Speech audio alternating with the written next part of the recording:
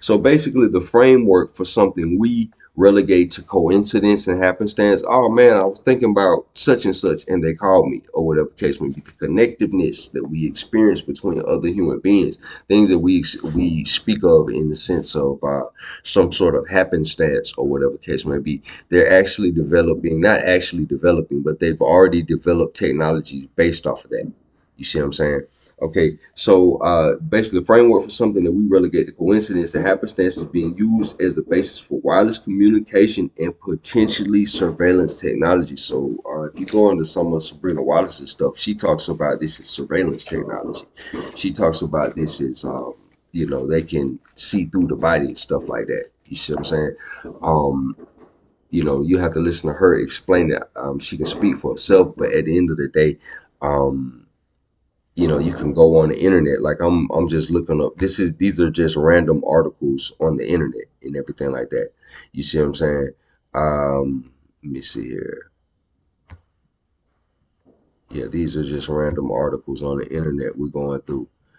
Um, interbody communication, let me see here, is a technology that uses the human body as a medium to transmit electrical signals between devices, either implanted or wearable. So implanted like chips, or wearable like biometric watches. This approach allows for wireless communication within a body area network band. Key concepts: body as a channel. IBC leverages the conductive properties of the human tissue for carrying signals rather than relying on traditional radio waves or other wireless methods. IBC is primarily used in biometric applications. Body area network, like how you have a wireless area network and all that, connecting various sensors and devices on or within the body for health monitoring or drug delivery. Implanted devices enable communication between implanted devices and external systems, or between multiple implants. Neuroscience research facilitating communication within the nervous system for research and therapeutic purposes. Coupling methods. Okay, coupling methods. IBC systems typically utilize either capacitive coupling or galvanic coupling. We're going to get into that.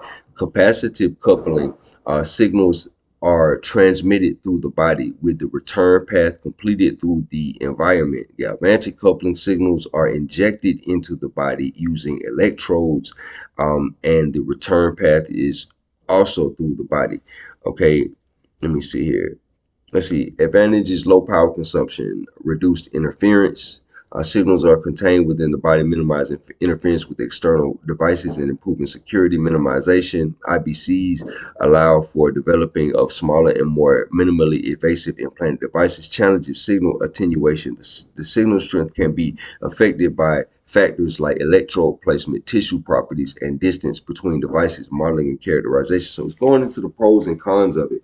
So this is a real thing. So when they're talking about galvanic coupling and everything like that, that's basically how it's described by some people. Is basically you're basically putting multiple ones of these, putting multiple people's fields together, um, to basically use it to see. You're coupling multiple fields together to either transmit or receive information, or whatever have you. Similar to how, let's say, like in the movie The Dark Knight with Christian Bale, how he caught the Joker, he used everybody's cell phone like that. He bridged the signals together to triangulate the location of the Joker. You see what I'm saying? Similar to how, if I'm not mistaken, in the murder case with the Florida rapper Julio Fulio. I think the Teslas were used in the investigation. The cameras all around the Teslas, or whatever the case may be, they used the various Teslas in various different locations to kind of like get a picture of the crime scene, or whatever the case may be, that type of thing. Okay, let me see. Galvanic coupling. Let's get into galvanic coupling real quick. I'm gonna get y'all up out of here real quick. We just want to go with one or two more things. Let me see here.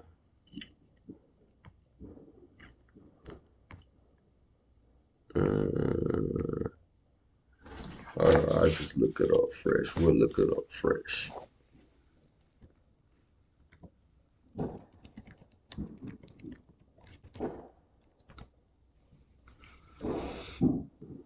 Mm,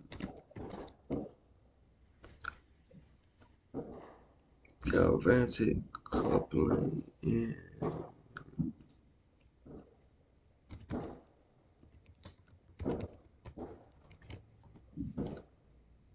Galvanic coupling is a promising approach for intra-body connection. It allows for efficient signal transmissions through tissue, making it more power efficient than RF communication. The modeling of galvanic coupling intra-body communication via handshake channels is discussed in detail. A mathematical model of galvanic coupling inter-body connection can be obtained based on proposed circuit models.